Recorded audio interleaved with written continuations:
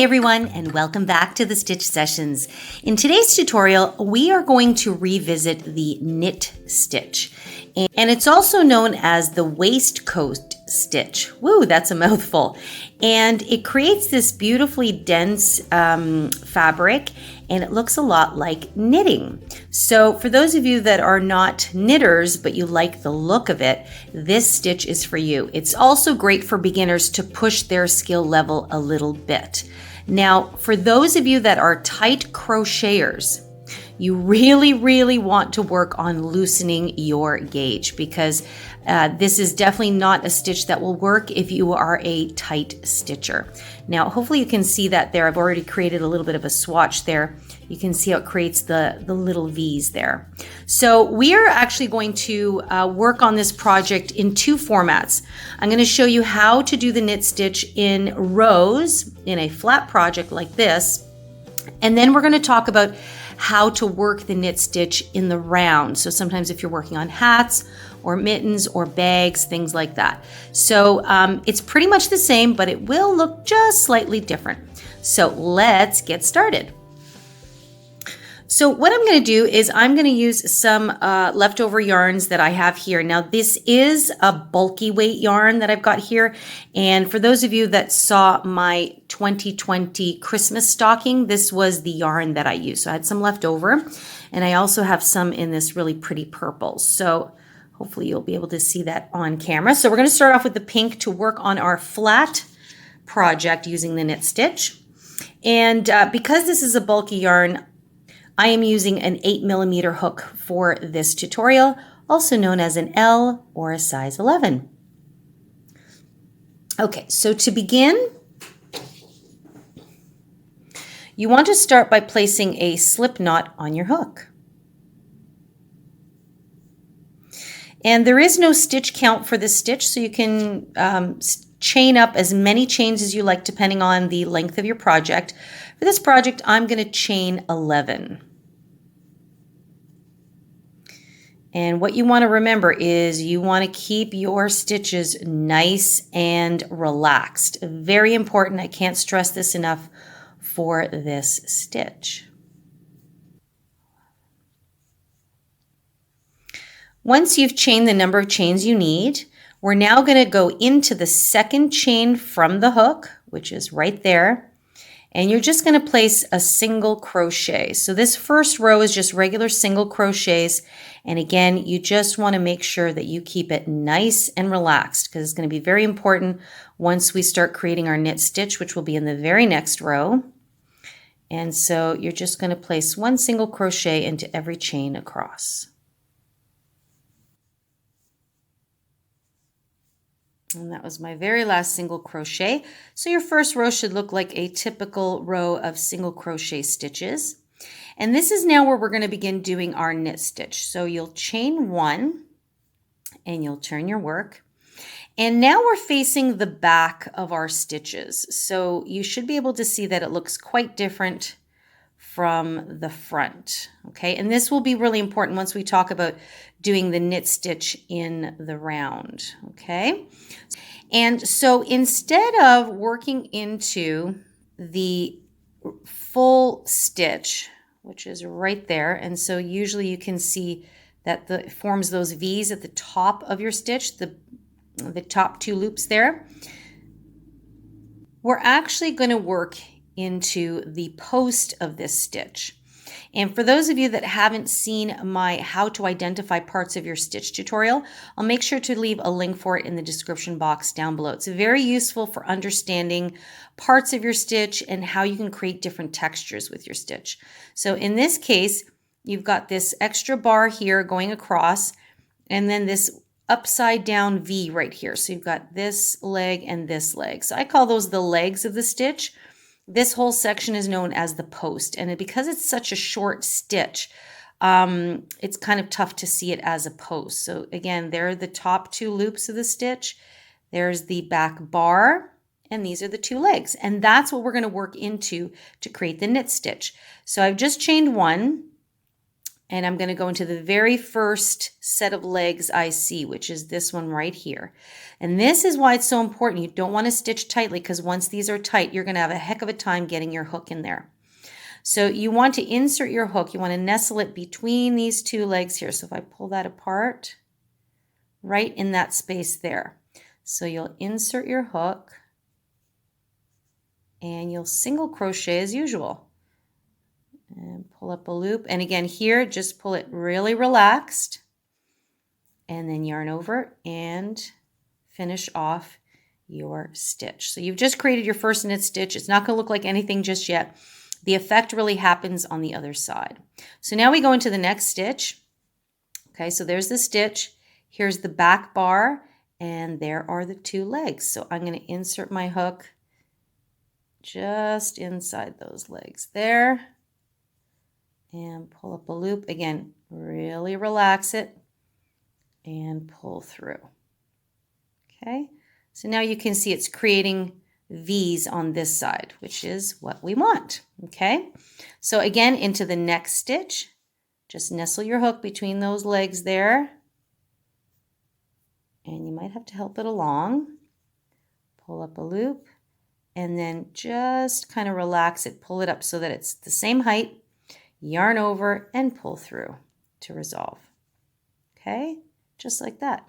So you're going to do that all the way till you get to the end, until you get to your last legs or last set of legs here. Okay, so I chained 11, and when I went into the second chain from the hook, I have 10 stitches. So I want to make sure that I still have 10 stitches with each row to keep things nice and even and to keep my edges straight. Okay, so go ahead and finish the knit stitch, and I'll meet you in your last set of legs here. Okay, so now I'm just coming up to my last set of legs here. So I'm just going to insert my hook and finish off that single crochet stitch. Okay, now I chained one at the beginning, but we don't count that as a stitch at the beginning. We do, however, at the very end. So I used my last set of legs here, but there's still a little bump here, and that's where we had our original turning chain. We always want to work into that. Okay, so you will at the very end, you won't have a leg to kind of work into. You are going to work into that chain one loop there. And that is what's going to help keep your edges nice and straight. So now in total, I will have 10 single crochets across the way.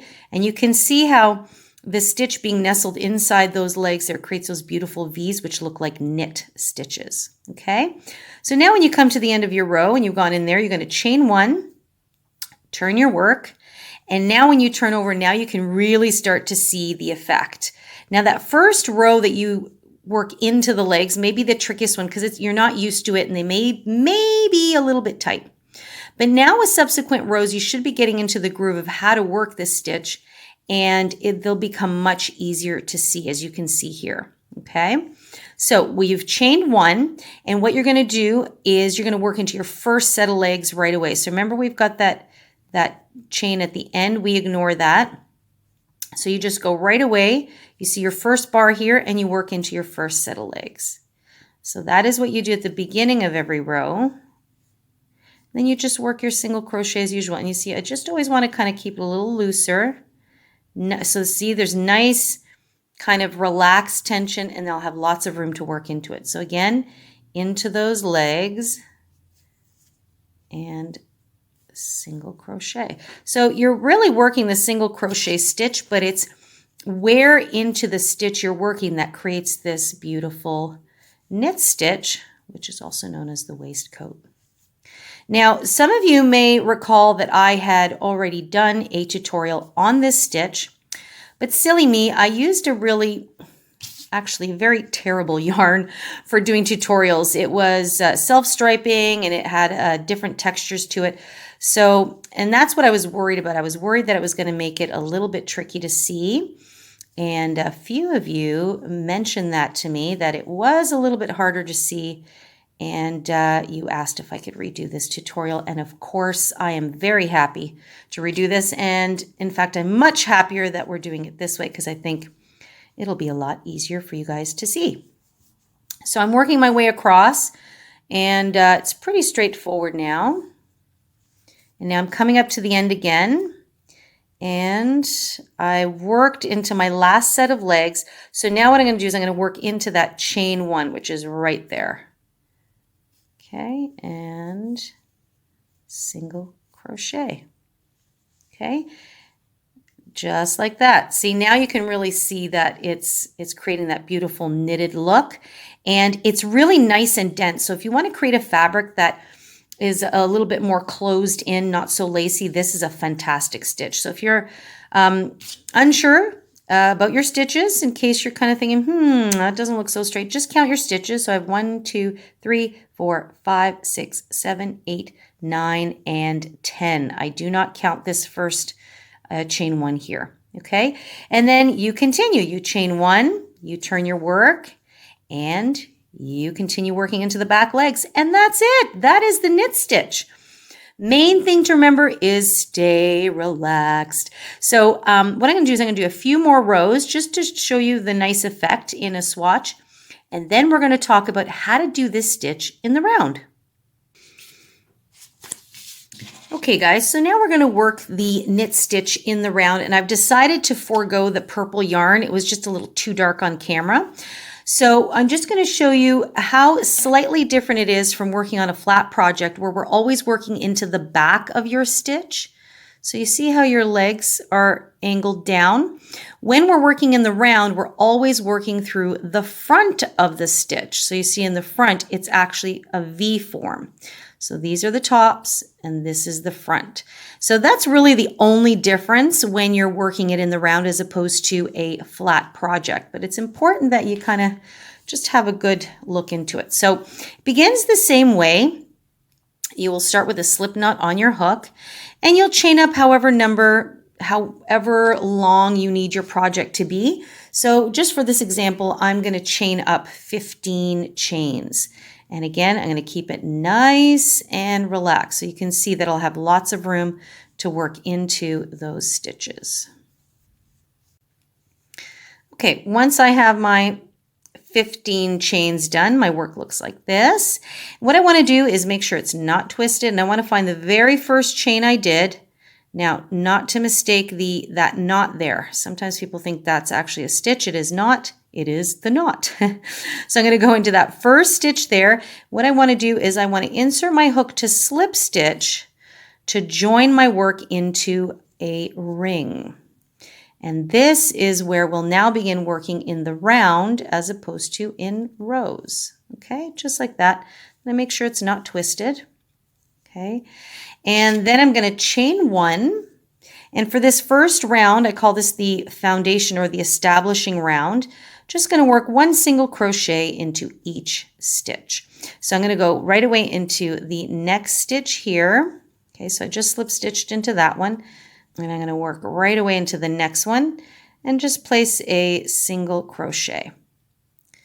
So I will now have 14 stitches all the way around, because remember I slip stitched the first or the last stitch to the first.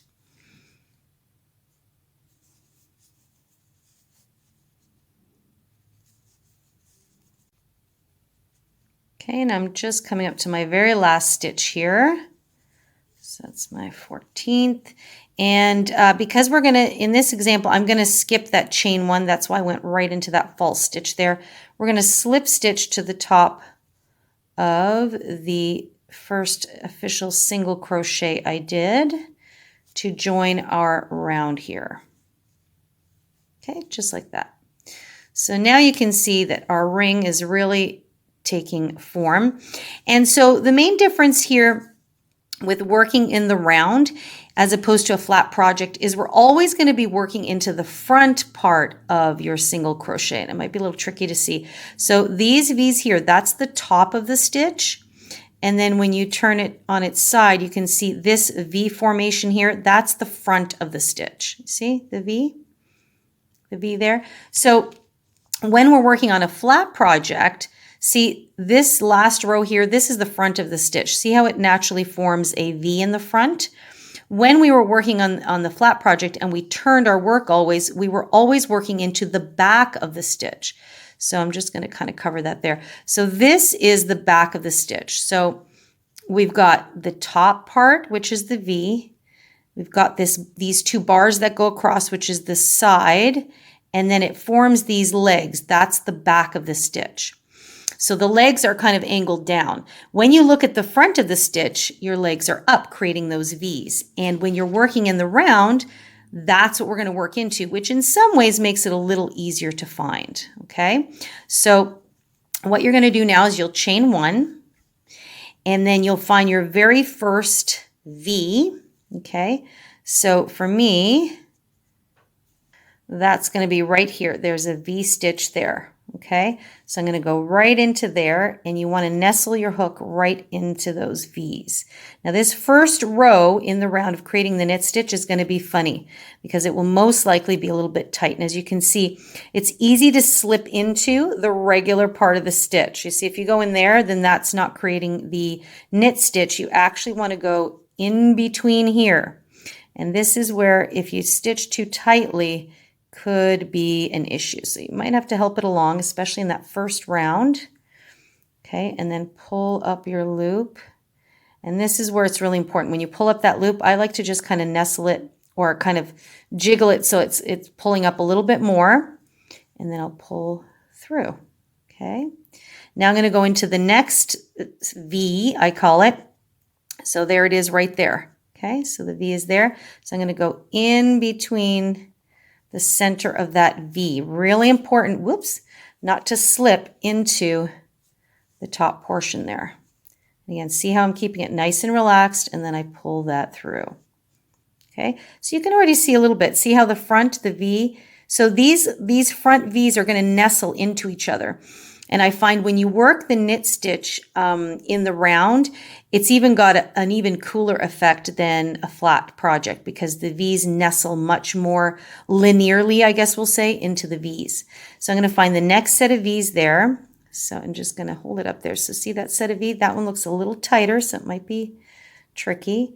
So this particular stitch, it creates such a cool look, but boy, oh boy, if you don't have patience, this is going to be, could be a stitch that you're going to love to hate, but it creates such a nice texture.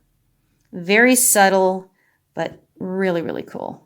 There you go. So you can see that forming there. And that's what you're going to do all the way around for your knit stitch working in the round. Just have to pack a lot of patience and stitch loosely. I can't stress this enough. Okay, so hopefully that gives you the basic effect. What I'm going to do is I'm going to do a few more rounds, and I'll come back so that you can see the full effect there. Okay guys, so I've done several more rounds so you can see how it creates this really cool effect there. So you can really see it taking shape a little bit more now. I also quickly wanted to remind you that when I do this, I always ignore where I slip stitched and chained one. So I always make sure that I will work into that stitch because normally if you counted that, you would skip this. So I'm going to work into that last V formation there. So it'll feel like you're kind of working kind of a stitch on top of another one. But because I ignore this slip stitch and the chain one, I will then slip stitch to the top of that very first official single crochet. So you can see the V's there. And that's how I finish off every round. I don't think I was quite clear on that. Okay, so you can see that's where my seam is, and it just kind of follows it up along there. Okay, and that's where I always join up. So there we have it. There is the knit stitch in the round. So you can really see how they stay much more nestled one on top of each other. They stay much more linear. This stays linear too, but you can see, hopefully you can tell the difference. So hopefully you can see the difference. So you can see how they stay much straighter. And here, these V's just kind of have a slight little kind of lean in a certain direction. So it's just because we're working the legs upside down, and these V's are much more consistent. So that's it. That's all. Pretty simple, straightforward, it's just kind of a different way of using the single crochet stitch. And I hope you found this easy and useful. Now, some of you may remember that we had already visited this stitch a while back. We've got a tutorial that's up, and unfortunately, I didn't use the best yarn, and a few of you had commented and asked if I would mind doing it again, and I absolutely would not mind. I'm very happy to do this tutorial again, and even after I did it, I realized that the texture and the self-striping nature of that yarn was not the best for the tutorial. So if you had watched that tutorial, I will put an add-on link to this tutorial for the knit stitch, also known as the waistcoat stitch. And this way you know how to do it in a flat project and in the round. And thank you so much for coming along. I really enjoy having you join me on my crochet journey. And if you have any questions at any time, you know that you can pop me a question in the comment box down below, or you can pop me a question directly at info@crochetcrafty.com, and I'm more than happy to help you out. And you can also find me on all the social media platforms like Instagram and Facebook. We're at the Stitch Sessions. And check out our website, which is crochetcrafty.com, where you'll find out more about some of our interactive online crochet classes and our newsletter and all kinds of fun stuff. So all in all, thank you so much for joining me. I look forward to seeing you guys in the next session. As always, take good care, happy crocheting, and I'll see you guys next time. Bye.